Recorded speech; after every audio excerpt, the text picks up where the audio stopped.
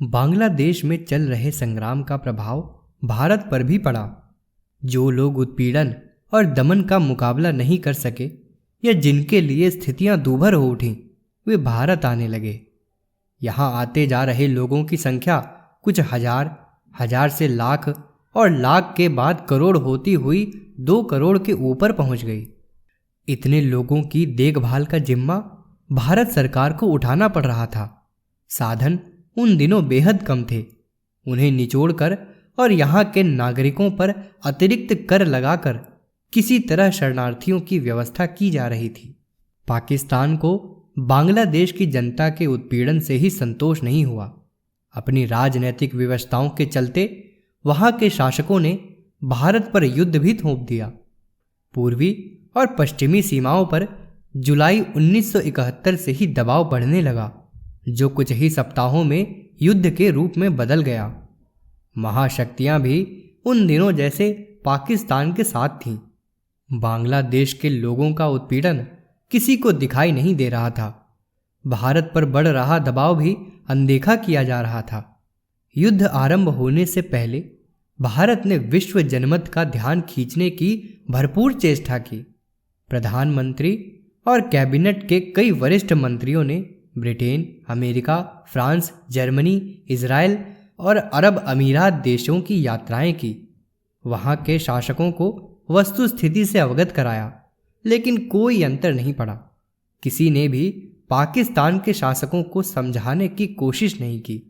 मौन रहकर या सैनिक सहायता भेजकर ये महाबली देश पाकिस्तान को ही बढ़ावा देते रहे। अक्टूबर 1971 में चीन संयुक्त राष्ट्र का सदस्य बना।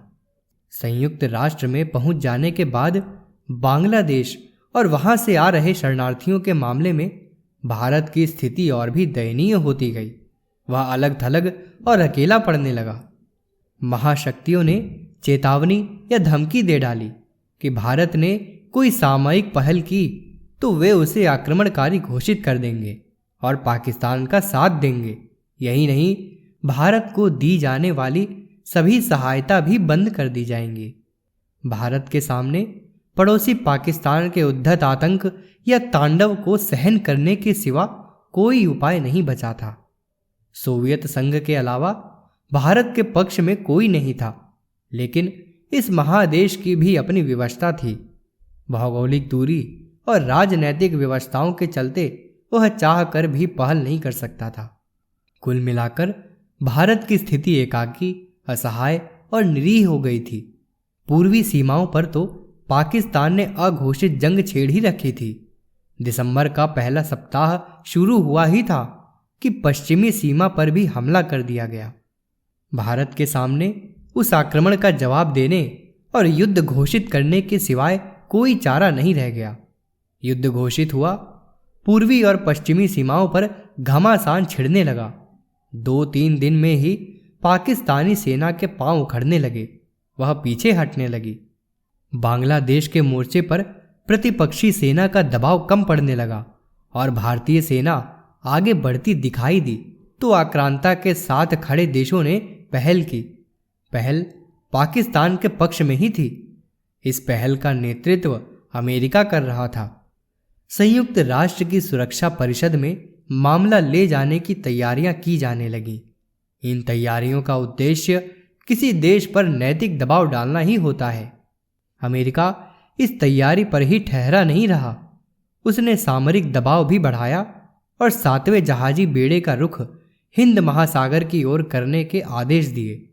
उस समय तक यह संसार का सबसे बड़ा जहाजी बेड़ा था, जिस पर युद्धक विमान, प्रक्षेपास्त्र, विमान भेदी तोपें, हवा से हवा में मार करने वाली मिसाइलें और पर्याप्त गोला बारूद से लैस सैनिक टुकड़ियां थीं। सामर्थ्य की दृष्टि से 7वां बेड़ा इतना सक्षम था कि भारत पाक युद्ध की स्थिति उलट सकता था। जब भारत की नौसेना इतनी सक्षम नहीं थी कि बेड़े को ध्वस्त कर सके या उसके मुकाबले देर तक टिकी रह पाए, भारत पाक युद्ध ने घमासान रूप ले लिया तो निर्णय हफ्ते 10 दिन के भीतर ही हो जाना तय था। निर्णायक स्थितियां बन रही थीं, लेकिन 7वें बेड़े का मुंह हिंद महासागर की ओर होने के बाद स्थितियां दूसरा ही रुख ले रही थी।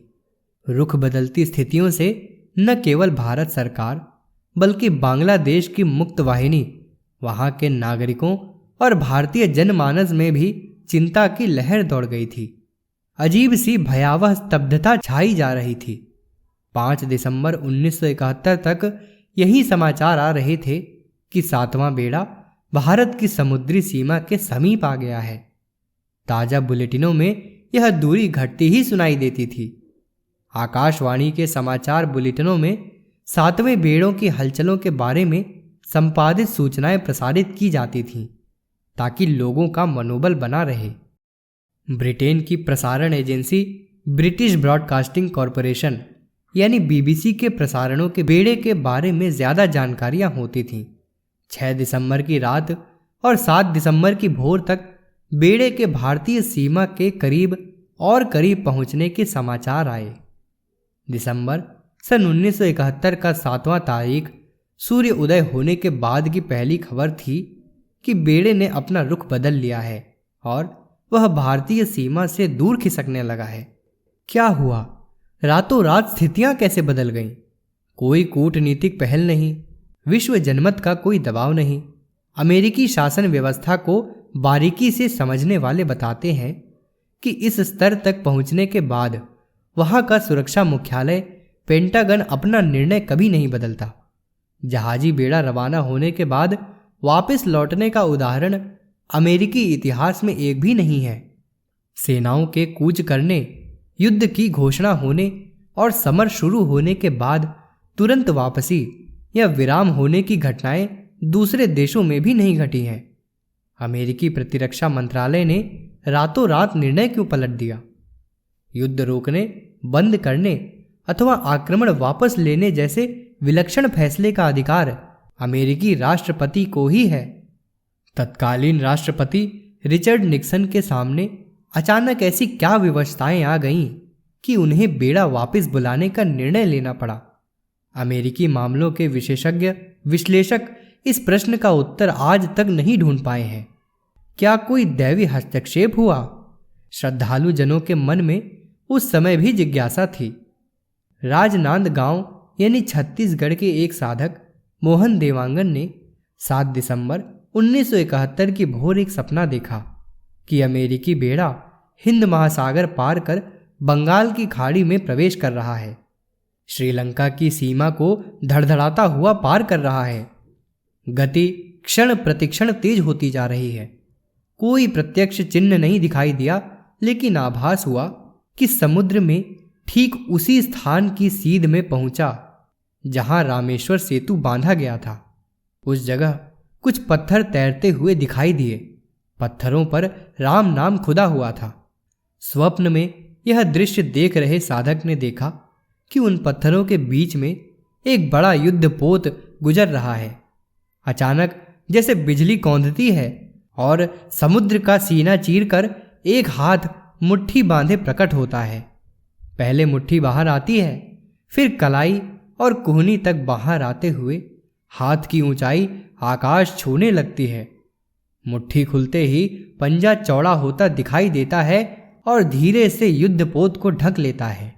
इस तरह ढक लेता है कि पोत का कोई भी हिस्सा दिखाई देना बंद हो जाता है।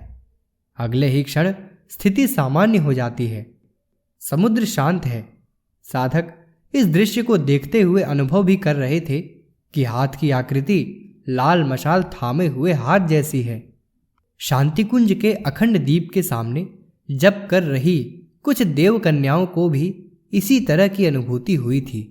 7वें बेड़े के वापस जाने की खबर प्रसारित होने से पहले वंदनिया माता जी ने प्रणाम के लिए आए साधकों से कहा था, अब खतरा टल गया है। इस युद्ध में भारत की जीत सुनिश्चित है। दुनिया की कोई भी शक्ति उसे परास्त नहीं कर सकती। युद्ध समाप्त होने के बाद देखना, भारत दिनों दिन प्रगति करेगा। उसे विश्व का मार्गदर्शन करने का दायित्व निभाना है और जल्दी ही वह इस योग्य हो जाएगा। अनेक साधकों को दिखाई दिए स्वप्न, आभास और अनुभूतियों के 10 दिन बाद युद्ध समाप्त हो चुका था और भारत ने अपने आप को सिद्ध कर दिखाया था कि वह सत्य और न्याय के मार्ग पर है। भौतिक दृष्टि से प्रत्यक्ष समर्थ नहीं दिखाई देते हुए भी वह दुनिया भर के अनुचित अवांछनीय विरोध का सामना करने में सक्षम है। उसे पराभूत करना अब किसी के वश में नहीं है। विजय के बाद भारत ने शक्ति, साधना और सिद्धि के क्षेत्र में दिनों दिन प्रगति की है। उसकी यह नियति पहले ही लिखी जा चुकी थी। भारत के पहले प्रधानमंत्री जवाहरलाल नेहरू ने 15 अगस्त 1947 के अपने प्रसिद्ध भाषण में जिसे नियति से साक्षात्कार घोषित किया था, वह नियति भी वर्षों पहले अंकित हो गई थी, लेकिन उसके अक्षर जिस समय उभरते दिखाई देने लगे थे वह सन 1911 का वर्ष था। पुस्तक चेतना की शिखर यात्रा, लेखक डॉक्टर प्रणव पंड्या। अगर आपको हमारी यह वीडियो पसंद आई हो तो इसको लाइक करें, कमेंट और शेयर ज़रूर करें। साथ ही हमारे YouTube चैनल ऋषि चिंतन को सब्सक्राइब कर बेल आइकन भी दबाएं ताकि आपको आने वाले वीडियोस की नोटिफिकेशंस मिलती रहें। धन्यवाद।